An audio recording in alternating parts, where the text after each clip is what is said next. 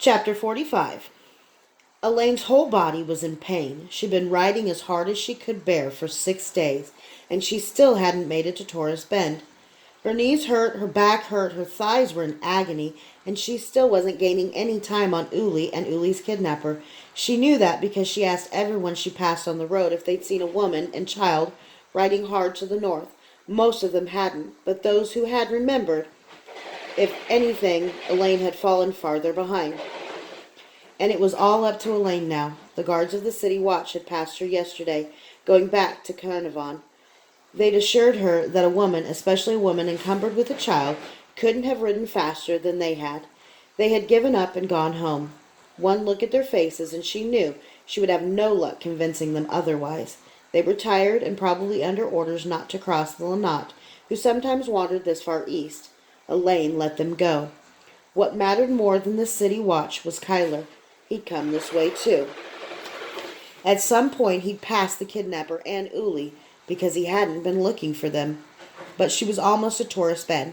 Tonight she would sleep in a bed, bathe, then she would find out if the kidnapper had headed toward Sonaria, as Elaine suspected, and have a hot meal. Elaine was daydreaming when she saw the Lanat.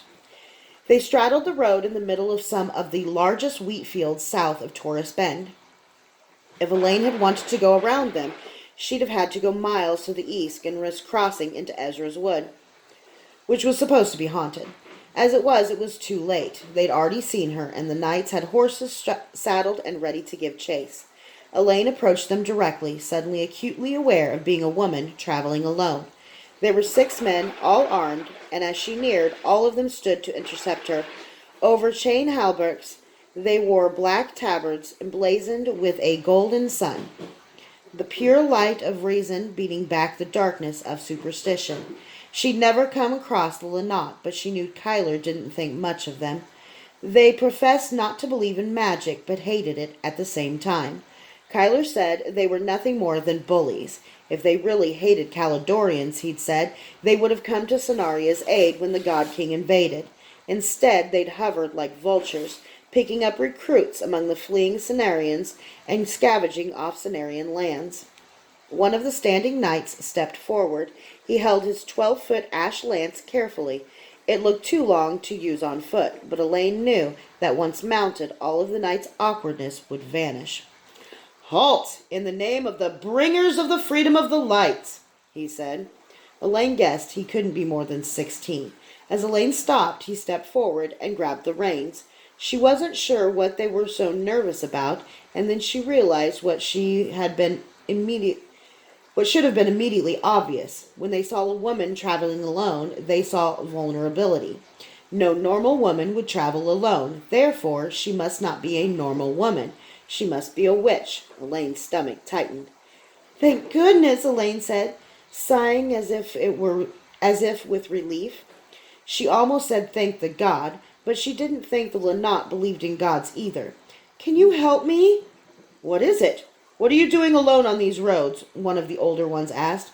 "Have you seen a young woman, maybe with red hair, traveling with a young girl, maybe 2 days ago? No?"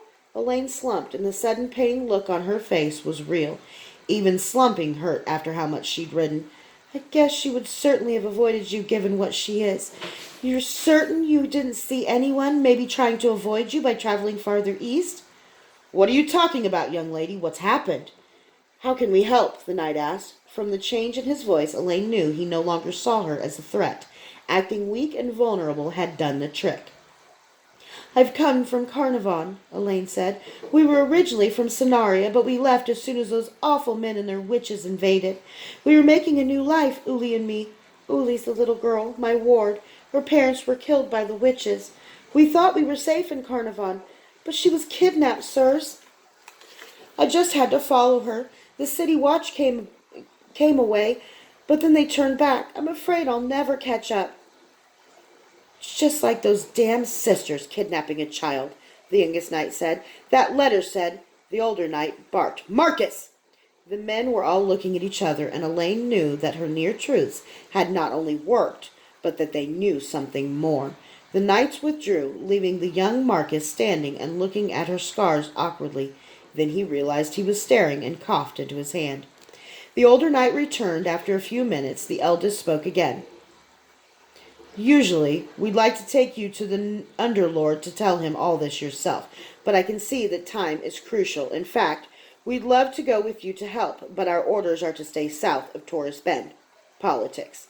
The thing is, there was a messenger this morning. We intercept all correspondence from Chantry witches.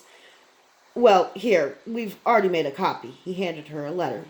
Elaine, the letter read in a looping, flowing script. Uli is safe now. I have taken her from the custody of the woman who took her from you. But I'm afraid I can't send her home. Uli is talented, and she is on her way to the Chantry, where she will receive the best tutelage in the world and material advantages beyond what you could have hoped to provide her. I understand that you have no reason to believe that this letter is from me. If you wish, you may go to the Chantry to see Uli yourself, or even take her home, should you both wish it. As soon as she arrives safely at the Chantry, she will write to you. I apologize, and if other events weren't so pressing, I would deliver this message myself. Sincerely, Sister Ariel Wyatt Sephaste. She had to read the letter 2 more times before she could grasp what it was saying. Someone had kidnapped Uli from her kidnapper? Uli was talented?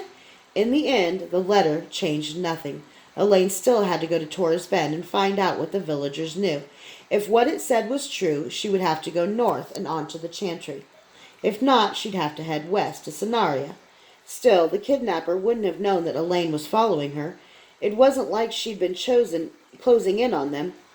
Damn witches, the young knight said, always kidnapping little girls, turning them away from the light and into more like themselves. Marcus! Elaine was suddenly relieved she'd told the truth to these men. If her story hadn't lined up with the letter, things would have gone very differently. No, it's all right, she said. I'll have to press on hard if I've hope of finding Uli before she gets in their clutches. Be careful, the older knight said. Not all of these villagers love the light. Thank you for your help, Elaine said. With that, she rode on toward Torrey's Bend, her mind a whirl.